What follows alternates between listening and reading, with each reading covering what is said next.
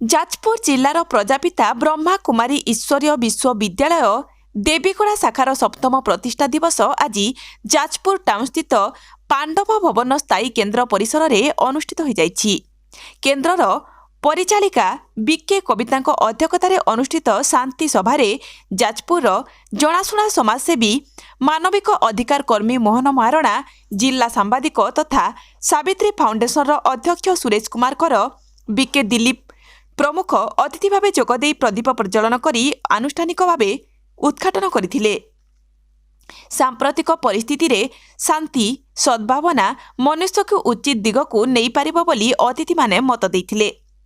ଅନ୍ୟମାନଙ୍କ ମଧ୍ୟରେ ବରୀ ସାମ୍ବାଦିକ ସଂଘର ସଭାପତି ପ୍ରଶାନ୍ତ ଦ୍ୱିବେଦୀ, ବରିଷ୍ଠ ଶିକ୍ଷାବିତ୍ ହୃଷିକେଶ ପତି, ସାମ୍ବାଦିକ ମୃତ୍ୟୁଞ୍ଜୟ ସାହୁ, ସାମ୍ବାଦିକ ସତ୍ୟଜିତ ବେହେରା, ବିଶ୍ୱଜିତ ମହାନ୍ତି ଓ ସାମାଜିକ କର୍ମୀ ନୀଳାଦ୍ରି ଭୂଷଣ ସାହୁ ଯୋଗ ଦେଇଥିଲେ। ବିକେ ପୂର୍ଣ୍ଣ, ବିକେ ପ୍ରଫୁଲ୍ଲଙ୍କ ସମେତ ଅନ୍ୟ ସଦସ୍ୟ ମିଳିତ ଭାବେ ସଞ୍ଚାଳନ କରିଥିଲେ। ଏହି ଅବସରରେ କେନ୍ଦ୍ର ପକ୍ଷରୁ ଯାଜପୁରର କଳାକାର ପ୍ରଶାନ୍ତ ପତି ଓ ଅନ୍ୟମାନଙ୍କୁ ସମ୍ମାନିତ କରାଯାଇଥିଲା। ମୋହନ ମହାରଣା, ଯାଜପୁର।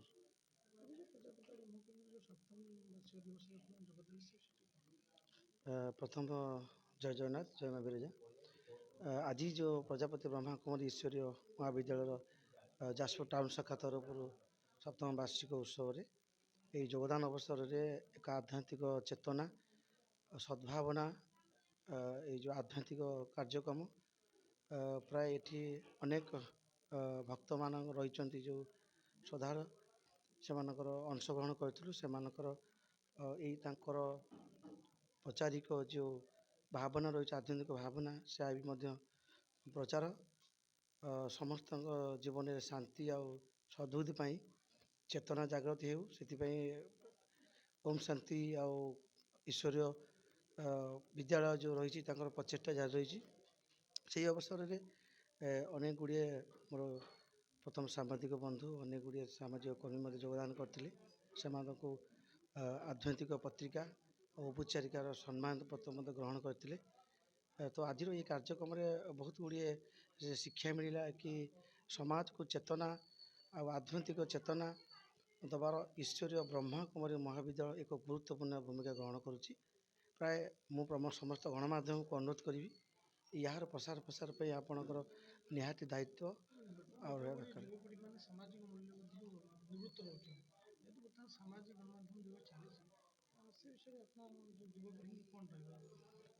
ପ୍ରମୁଖ ଗଣମାଧ୍ୟମକୁ ମୁଁ ଧନ୍ୟବାଦ ଦେବି। ଏ ଗୋଟିଏ ବହୁତ ସୁନ୍ଦର ଖବର ମଧ୍ୟ ରଖିଛନ୍ତି। ଆଜିର ଯେଉଁ ସଭା ରହିଛି, ଯେଉଁ ଈଶ୍ୱର ବ୍ରହ୍ମକୁମାରୀ ମହାବିଦ୍ୟାଳୟ ତରଫରୁ ସାମାଜିକ ମୂଲ୍ୟବୋଧ ଆଉ ସାମାଜିକ ଚେତନା କେବଳ ଭଗବାନଙ୍କୁ ଈଶ୍ୱରଙ୍କୁ ମାଧ୍ୟମ ନୁହେଁ, ଏକ ମାଧ୍ୟମ ହେଉଛି ଯେ ଏହାର ଶିକ୍ଷା ଆଉ ଏହାର ସଂସ୍କାରକୁ ପୁଣି ଫେରାଇ ଆଣିବା ପାଇଁ, ଯାହାକି ବ୍ରହ୍ମାକୁମାରୀ ଈଶ୍ୱର ମହାବିଦ୍ୟାଳୟର ଅନେକ ପୁଣି ତଥ୍ୟ ରହୁଛି। ଯୋଗ ଶିକ୍ଷା ଏ ରହୁଛି ଯେଉଁଟାକି ବିନା ଶୁଳ୍କରେ, ତା'ର କୌଣସି ଦେୟମୁକ୍ତ ଦେଇକରି ଏମାନଙ୍କ ପାଖରେ ଆସିକରି ଏକ ଶିକ୍ଷା ଜ୍ଞାନ କରିପାରିବେ। ମୁଁ ସମସ୍ତ ଗଣମାଧ୍ୟମକୁ ଅନୁରୋଧ କରୁଛି, ଏହି ସୁନ୍ଦର ଚେତନା, ଭାବନା, ସଂସ୍କାର ବାର୍ତ୍ତାଟିକୁ ସମସ୍ତେ ପ୍ରଚାର କରନ୍ତୁ।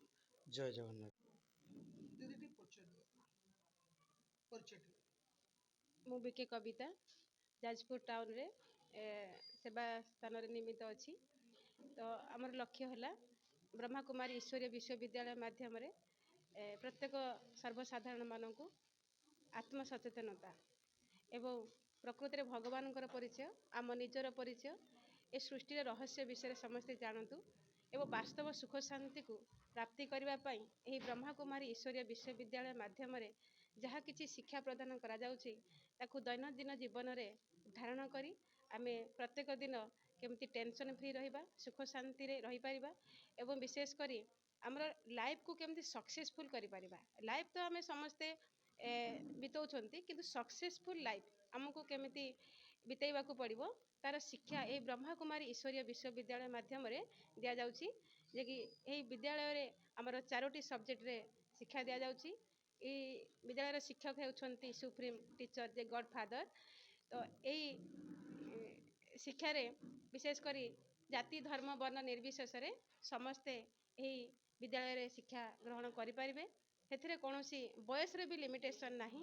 ଆଉ ଫ୍ରି ଅଫ୍ କଷ୍ଟ କୌଣସି ବି 7 ଡେଜ୍ କୋର୍ସ କଲେ ଆମର ଗୋଟେ 7 ଡେଜ୍ କୋର୍ସ କାର୍ଯ୍ୟକ୍ରମ ବି ରହିଛି। ଯେମିତି ଭୌତିକ ଦୁନିଆରେ କିଛି କୋର୍ସ କରିବା ପାଇଁ ହେଲେ କିଛି ଫିସ୍ ଦେବାକୁ ପଡ଼େ, ଏଥିରେ କୌଣସି ଫିସ୍ ବି ଆବଶ୍ୟକତା ନାହିଁ। ତେଣୁକରି ଆମର ଲକ୍ଷ୍ୟ ସମସ୍ତେ ଏଠି ଆସିକି ଶିକ୍ଷା ପ୍ରଦାନ କରନ୍ତୁ, ବାସ୍ତବ ଲାଇଫକୁ ଅନୁଭବ କରନ୍ତୁ। ଯାଜପୁରରୁ ସତ୍ୟଜିତ ବେହେରାଙ୍କ ରିପୋର୍ଟ, କଳିଙ୍ଗ ଟିଭି 24।